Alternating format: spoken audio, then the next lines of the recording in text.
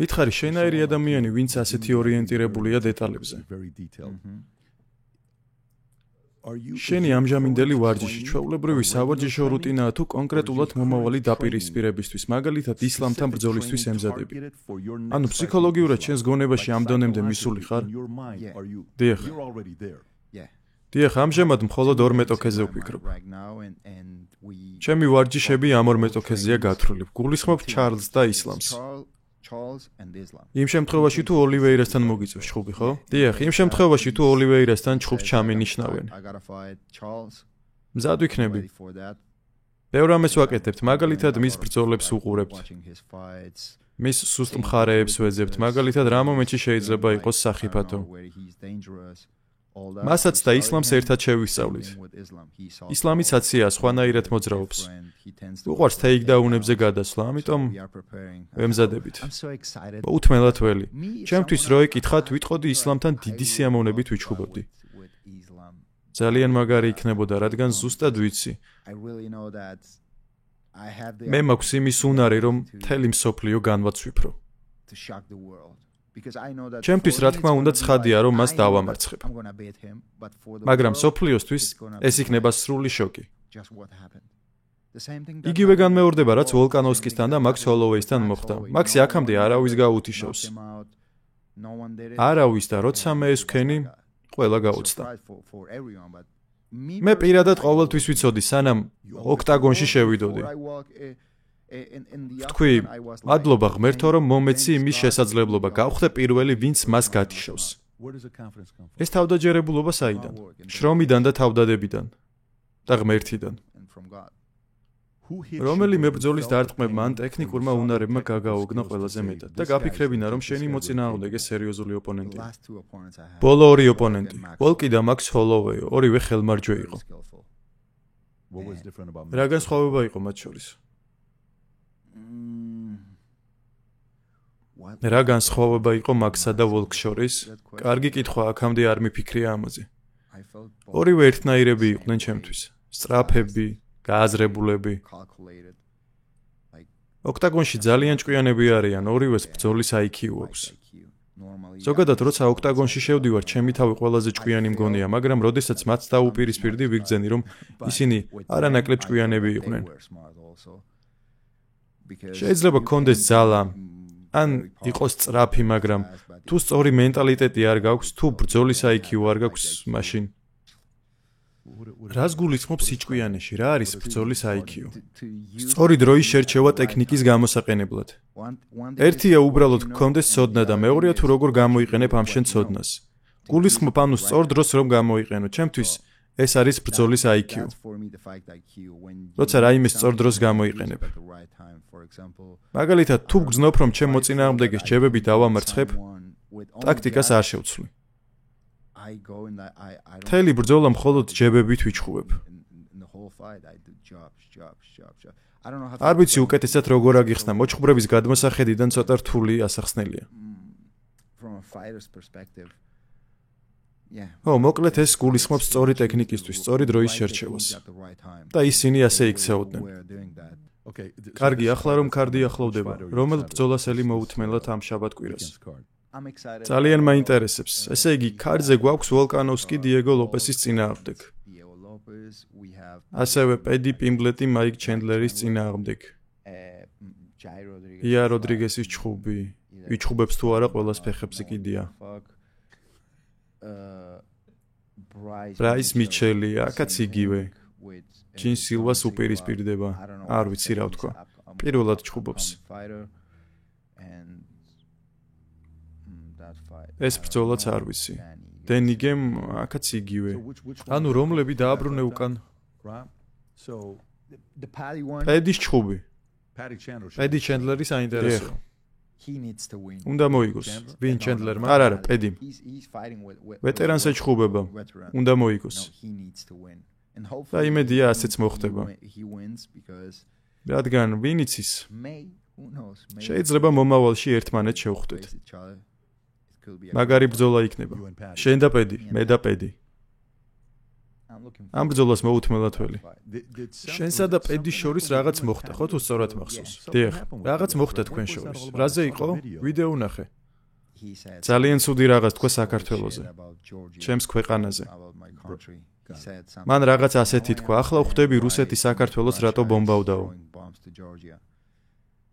კარგი რა, ისეთ სიტუაციაში არ გიცხოვრია, სადაც შენი ქვეყანა ომშია. მე ვიცხოვრე მან 2008-ში. ნუ ხუმრობ ამაზე. გასაგები, ანუ ეს იყო კონტექსტი? და რამ გადააწყვეტინა ამის თქვა? არ ვიცი სიმართლე რომ გითხრა.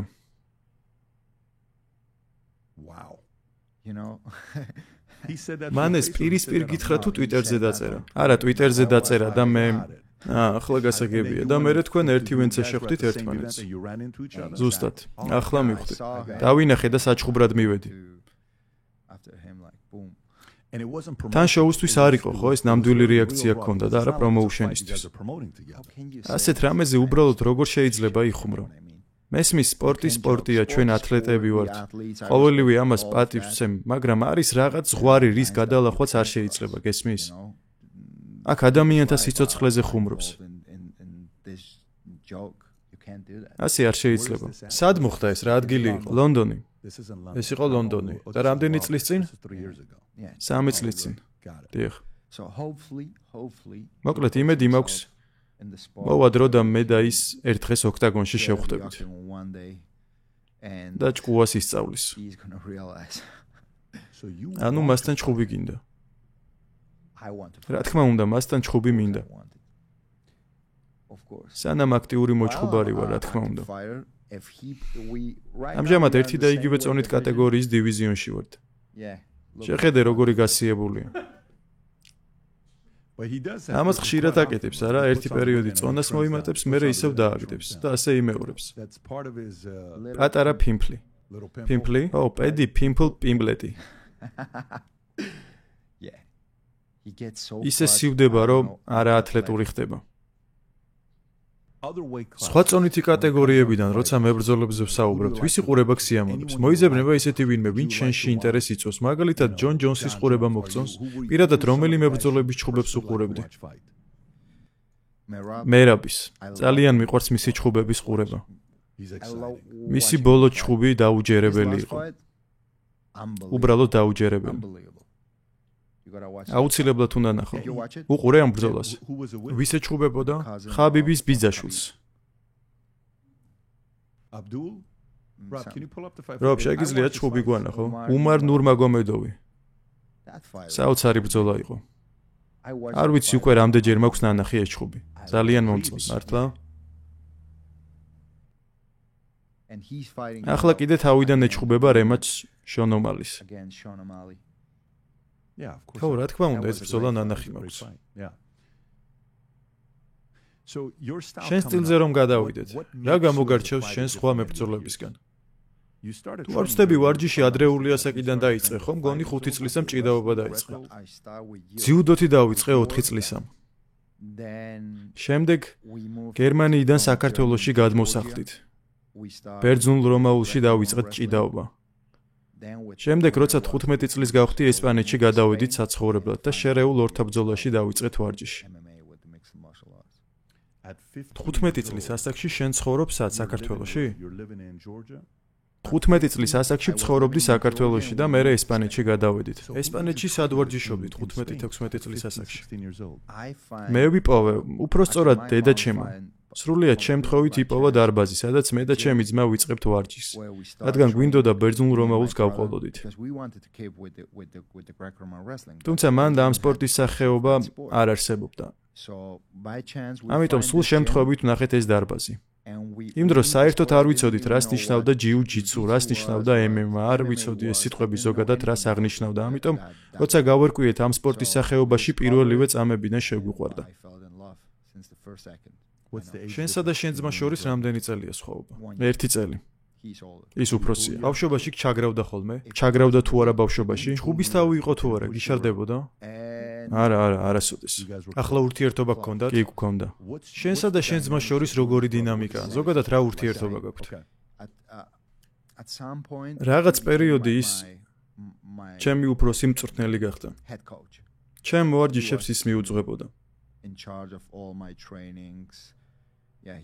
რაღაც პერიოდი ჩემი მენტორი იყო. ძალიან ბევრ ამაში დამეხმარა და რა თქმა უნდა, დიდი უპირატესობაა, როცა შენი ძმა იგივე საქმეს შენთან ერთად აკეთებს.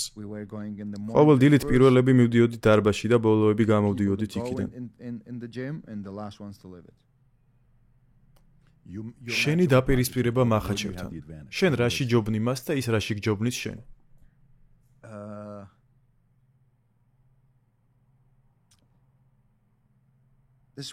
როგორც უკვე გითხარი, მე ვფიქრობ, რომ მას ყველაფერში ვჯობი ვარ.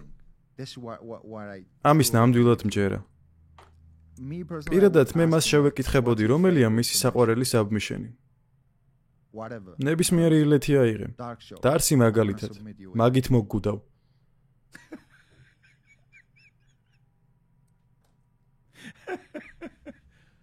ანუ თუ შეეკითხები, რომელია მისი საყვარელი საბმიშენი, იმ ილეთით მოგუდავ, არა? დიახ. ეს ის ტიპია, ვისაც ხაბიბი ავარჯიშებს და წვრთნის, ხვდები, ხაბიბი, რომლის რეკორდი 28-0-ზეა. არასოდეს წაუგია. არ არის პრობლემა. მე ხაბიბის კუთხეში ახლოს მივიყვან და მის დასანახავად მოვგუდავ. ხაბიბის წინაშე მოგუდავ? დიახ. ხაბიბიც ამას აკეთებდა ხოლმე. ზურგით მიათრევდა თავის მოწინააღმდეგეს მიწაზე დააგდებდა და დანას ესაუბრებოდა. მეც იგივეს ვიზამ ხაბიბთან. წავიყვან და ძირს და ხაბიბს დაველაპარაკები.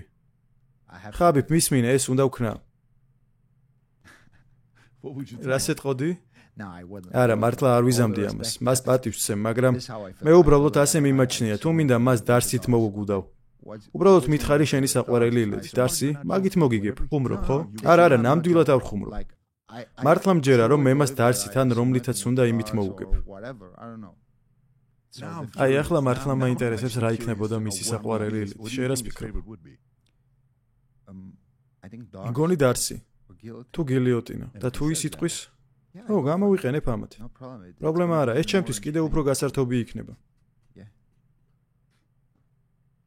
ხალხი ჯერ კიდევ ვერ აცნობიერებს, რომ ჩემი მომზადება ჭიდაობიდან მოდის. მიწაზე ჩხუბით. მე ჭიდაობით და ბრაზილიური ჯიუ-ჯიცუთი გავიზარდე. ჩემი საბრძოლო უნარები 20 წლის ამ განვავითარე. კრივიც მათ შორის. მაგრამ ჩემი საუკეთესო უნარები მიწაზეა.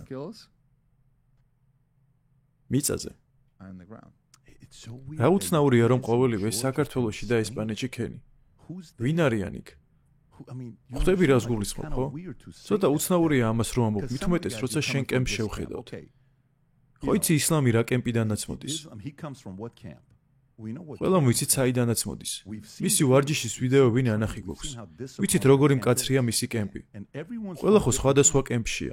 კიდევ ვინ არიან ძალიან ცნობილი ადამიანები იმ კემპიდან, საიდანაც შენ და შენი ძმა მოდიხართ? არავინ. ხედავ ილია, ეს უცნაურია. არის.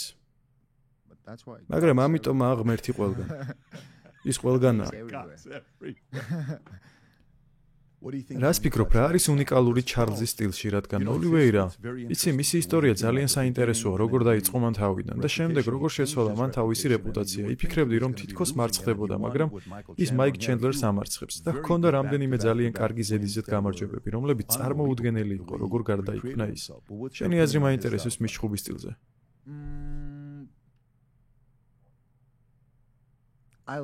მე მომწონს ის, რა თქმა უნდა. ის მიწაზე ძალიან ძლიერია.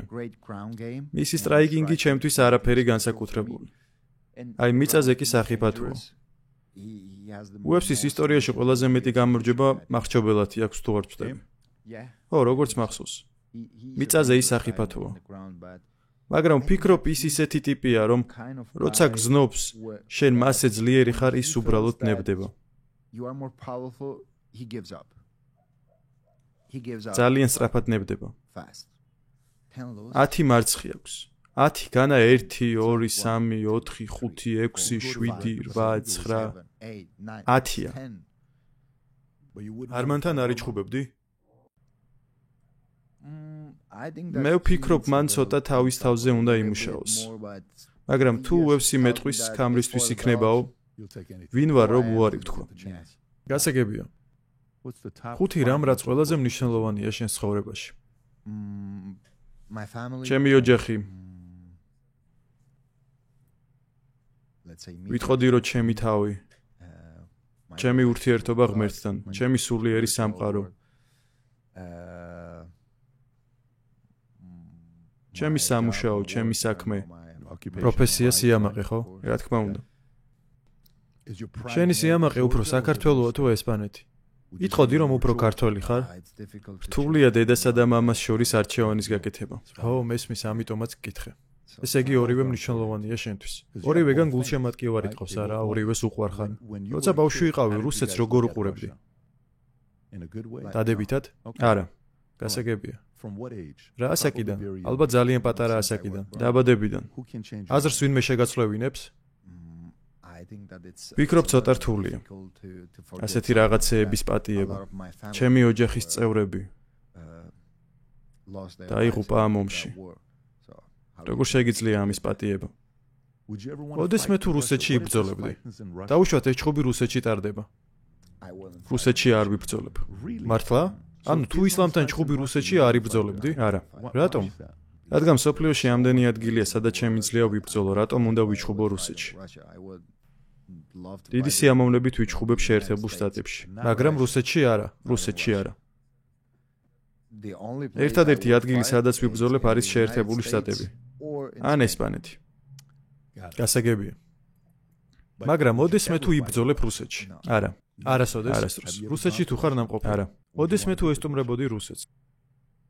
სურვილი არ მაქვს, მაგრამ თუ ბედისწერა ამას მოითხოვს, ან რაღაც მიზეზების გამო მომიწევს, წავიდოდი, მაგრამ არ ვიჩხუბებდი.